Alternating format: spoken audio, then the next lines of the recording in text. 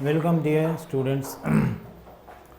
This Mrityunjay Singh is again before you with my views on the poem that I taught you in my previous video, The Psalm of Life. Actually, in the very video, I taught you stanza first, second and third. And before these three stanzas, I taught you about the title, about the poet, and gave some necessary information about everything that we need very first before reading a poem or reading a verse. So, dear, I hope you might have understood everything very well. And as I made my promise with you that the rest of these stanzas will be taught in my next videos. So, as per my promises, I have appeared again before you with my explanation on the rest of these stanzas. So, today I am going to teach you stanza 4, 5, 6, and your title is as usual Psalm of Life, and its poet is W.H. Longfellow. Your title is as usual Psalm of Life, and its poet is W.H. Longfellow. Okay, here should be a Psalm of Life. So W.H. Longfellow, its poet, and I am going to teach you stanza 4, 5 and 6. Actually, it has 5 stanzas of 5 lines. Okay, so dear, once more be attentive and listen to me. I am starting from the stanza 4. Art is long and time is fleeting, and our hearts, though stout and brave, still like muffled drums are beating funeral marches to the grave. Again I am reading the lines of this poem, A Psalm of Life. I have told you in my very first video that the title of the poem is A Psalm of Life. Okay, so again I am reading the 4th stanza. Art is long and time is fleeting, and our hearts, though stout and brave, still like muffled drums are beating funeral marches to the grave. In this stanza, the poet is saying to us that actually art is long. Here art means what we have to do. Actually, we have to do a lot in a very short span of time. We have only 3 days to live in this world. The first day, days of our life is childhood, then after younghood, and then after oldhood. So, our life has a very short interval of period, and within this interval of period, within this short interval of period, we have to do so many things. So, the poet is saying to us that actually art is long. It means what we have thought to design, what we have thought to articulate, what we have thought to do, what we have thought to achieve in our life has a very long list. And despite this all, the time is fleeting, the time is fleeting, the time is running, passing, rolling at a very high speed.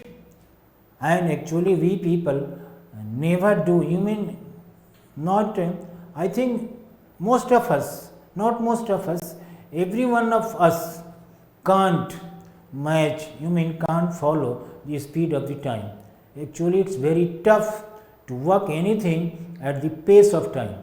But there are a few people who work everything at the pace of time. They maintain the pace of time, and maintaining the pace of time, they try to do everything in their life, so they are successful.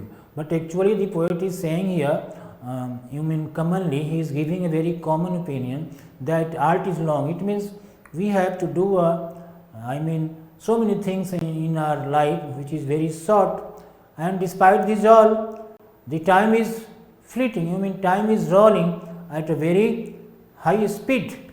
So, what we should do to make our life happy? What is the sum of life in this case? The sum of life in this case is to maintain, to follow, to be with the pace of time. We should try to design what we have thought to do in our life at the pace of time. Only then our life would be happy. If we don't care the importance of time, those people who are not aware of the importance of time, those who don't work with the demand of time at the pace of time, they can't succeed, and if they can't succeed, their life is really very sad. They can't make their life happy. So, art is long, it means we have to do so many things in a very short interval of time that we have to stay in this world, and then after the time is fleeting, the time is rolling at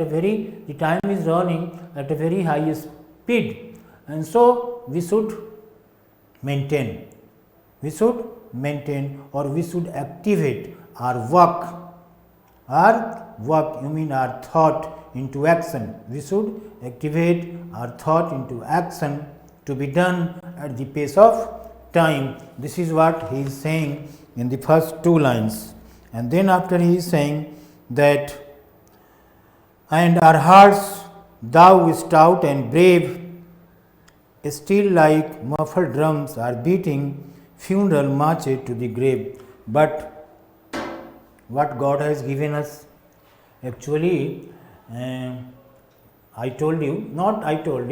everybody knows that human beings have to stay in this world within, for a very short period of time, and in this short period of time they have to do so many things to make their life happy. So, the very first idea to make the life happy, very first psalm, very first song that we should sing, to make our life happy is to balance the speed of time with our ideas, with our art, with our thoughts, with our notions, with our targets, with our aims that we want to have in our life. And for this, God has blessed us a very strong heart. God has blessed us power.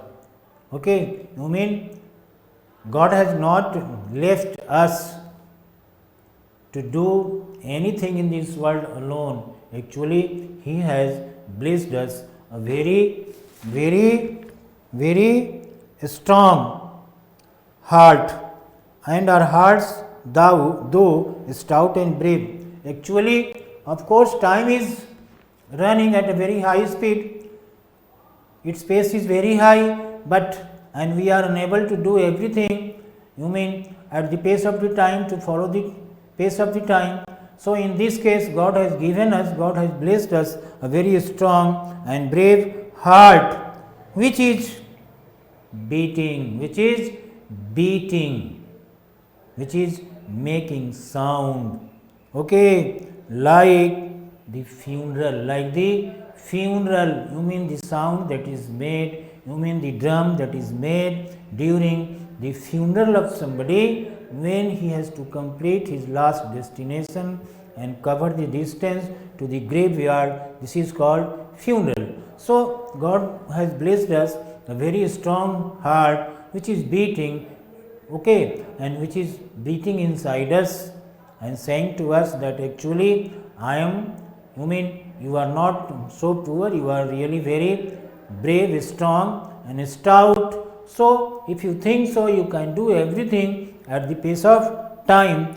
And for myself, for the heart itself, it is saying that still the muffled drums are beating funeral marches to the graves, and actually it is beating, it is making sound just to celebrate our funeral ceremony from our house to the graveyard. This is what the poem is saying to us? You mean the poet has tried to describe in the last two lines of the poems.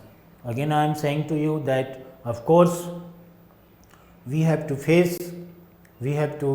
have the time at a very high speed. We can't match our thoughts, our actions, our ideas with the pace of time. It's really very tough. So for this, God has blessed us a very strong and stout heart that can give us energy to keep everything within the time. You mean to follow the pace of time. You mean to do everything at the speed of time. And for this, it is beating inside our body, inside our chest, just to celebrate. Human is beating like a drum, For what? Just to celebrate our funeral ceremony to the graveyard. Actually, we people are not alone. God has blessed us a very stout, brave and strong heart to face everything. You mean to face the pace of time. This is what the poet is saying in the fourth stanza of this poem. Now, fifth stanza. In the world's broad field of battle, in the bivouacs of life, be not like dumb, driven cattle, be a hero in the strife. In the world's broad field of battle, in the bivouacs of life, be not like dumb, driven cattle, be a hero in the strife. Dear, you might have heard that life is really a war. It's not easy to lead our life. It's not easy to make our life happy. In the beginning, I told you that this poem is all about this poem has everything to make our life happy, because in the surroundings in which we live or in which we take our birth is full of sadness, full of thorns. I told you in my very first video that life is not a bed of roses. जिंदगी गुलाब के फूलों की says नहीं है. It has so many suffering, so many stuffs, so many hard things. Even it has only nails that which are waiting to hit us, to nail us. So he is saying that in the world's broad field of battle, actually this world is like a broad field of battle. This world is like a broad field of battle. Dear, one thing I would like to say to you, that actually in so many poets has defined this world in their own way. But here he is saying that this world is like a battle. It is also true. Actually, not he simply means about the world. Actually, he means to say that our life is like a broad field of battle. And it's very tough to win this battle. So he is saying that in the world's broad field of battle, in the bivouacs of life, be not like them. And actually in this world field of battle, the world is like a battle. The world is like a battle, and we people like a soldier. And then after he is saying that when we sit in the tent, as a soldier is found sitting in his tent to have a rest. So he is saying that in the bivouacs of life, in the tent of life, the time you have to have a rest in your tent, in your bivouacs. In the world's broad field of battle, in the bivouacs of life, be not like dumb, driven cattle, be a hero in this strife. Then after he is saying that this world is like a broad field of battle, and we all people are like the soldiers. We are soldiers. So we should try to be to come out of this battle like a winner, not like a dumb driven cattle. You mean a dumb driven cattle is one. You mean cattle are dumb. They can't express their own thoughts, own ideas, own feelings, own desires in their own way, with their own vocal sounds, vocal organs. So the poet is suggesting us that you dear, our life is like a very broad field of battle, and in this battle we should come out like a winner, like a victorious, like a champion, not like a dumb driven cattle. You mean we should win this broad field of battle like a hero, not like a coward. Then after, trust me, then after fourth, fifth, sixth stanza. Trust me, trust no future, however pleasant. Let the dead past bury its dead. Act in the living present, heart within, and God God overhead. Trust no future. I am reading again it. Trust no future, however pleasant. Let the dead past bury its dead. Act in the living present, heart within, and God's overhead. It's a very nice suggestions. I mean one of the best motivations for we people. Actually, poets are very sensitive. I have told you in my previous video. I am not very sure that I told you, but if not, I am saying to you again that poets are very sensitive, and they are the real messenger. They are the real preacher who teaches us about all the necessary theories, about all the necessary, necessities that we need to lead our life and that we need to sustain in this world. So we should give everything, we should give our best to the poets who have given us so many thoughts, so many ideas, so many touching poems, and by reading these poems we can make our life really very worthy and happy. But I am leaving this all. I am coming back to this stanza, sixth stanza. Trust no future. The poet is saying that actually future is very much alluring. Future is very much alluring. Actually, we people are allured, we people are tempted by the persons, by the people around us, that hey, why you are so much worried, why you are bothering yourself, why you are trying to suffer from so many sufferings at your own hand. Actually, you should be cool, quiet, calm and patient, because nothing is going to happen without the order of super boss, God. So you should simply be cool, quiet and sit. But this is not the theory of life. This is not the demand of life. Actually, we have to be active all time. Whether we have power in our strengths, power in our bodies, power in our veins, power in our arteries, thoughts in our minds, actually doesn't matter. We have to be active in every state, in every situation, in every condition. Only then we can do anything, we can achieve everything that we have dreamt. So, no matter somebody is saying to you that, hey, you, a very bright future is waiting for you, so don't worry, be cool, calm and sit passively. But I think this is not true. Everyone knows that nothing is going to happen without doing anything. You might have read that if you not ready to bear the heat of the kitchen, you can't make an omelette.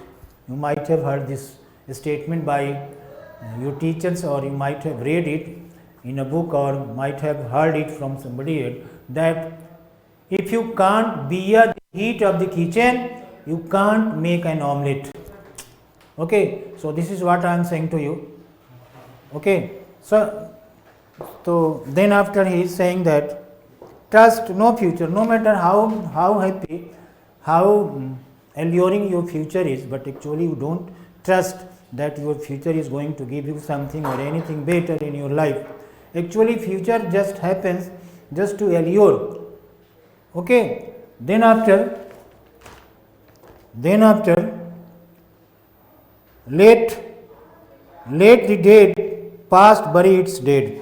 And then after he is suggesting us that actually what has been past, it should be past. You mean we should not try to recall the past, no matter how happy, how pleasant even, or how bitter it was, because past is past, we can't recall it.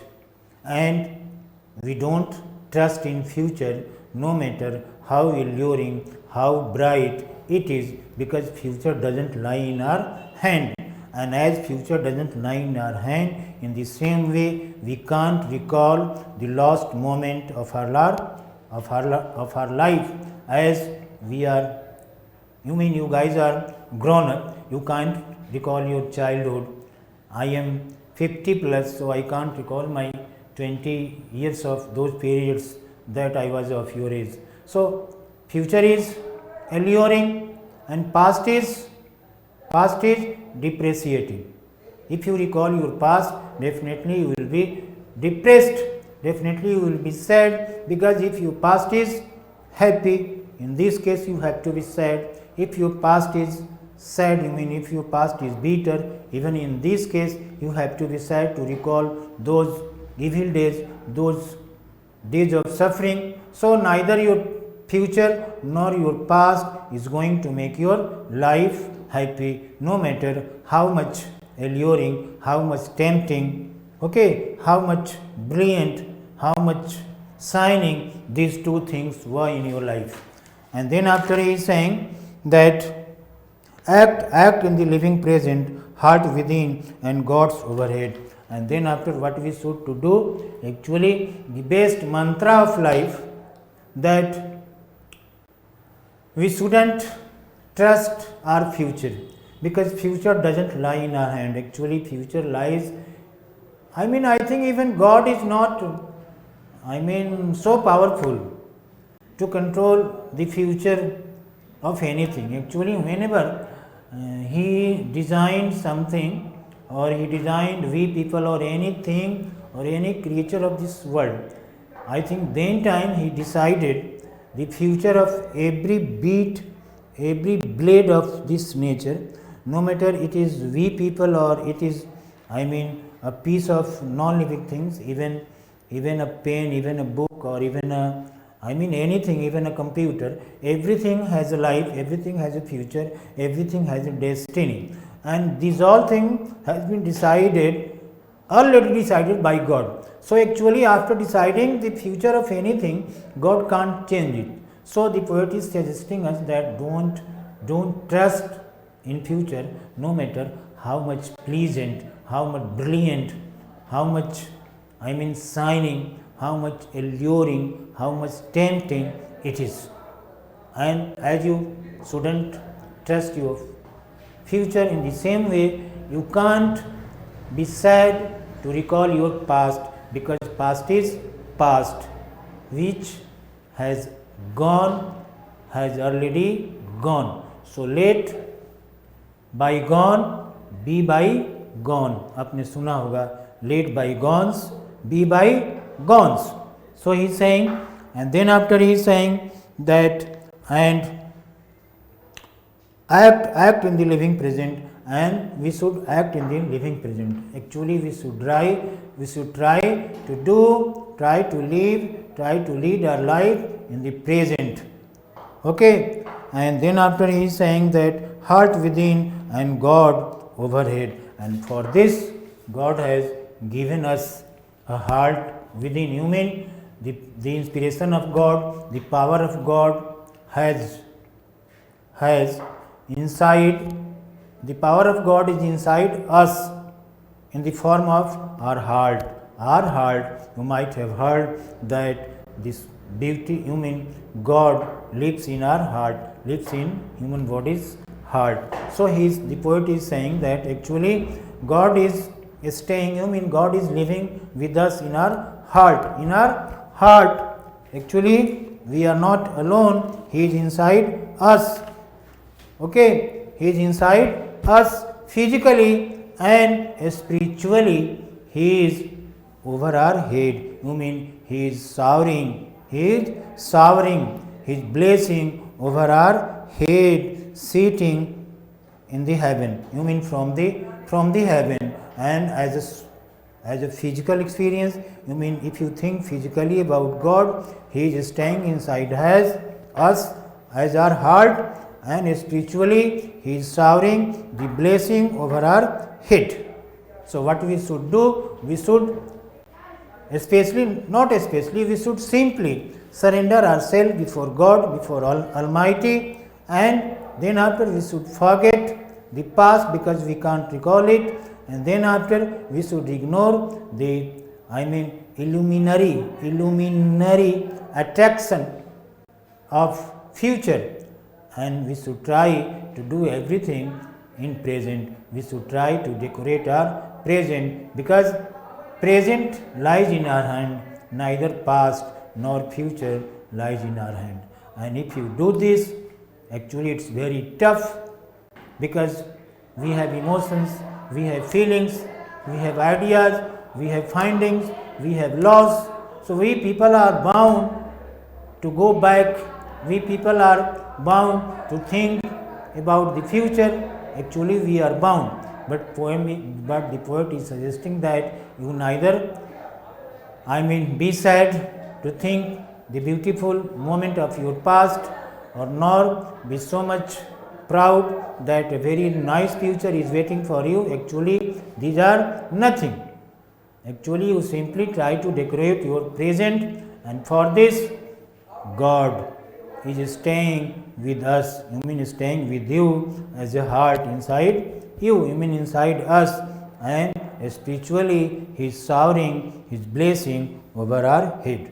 So dear, these are the things that I taught you today, and now three stanzas. Now 3 stanzas are remaining that I will teach you in my next videos, and I have taught you the rest. The very first 3 stanzas. The very first 3 stanzas of this poem, this A Psalm of Life, in my first video. So you must watch it, must listen it, and in case of confusion you can contact me, okay, that I always write. Okay, so here I am writing 416263. Okay, you can give your comment on this number. I am waiting. Thank you very much.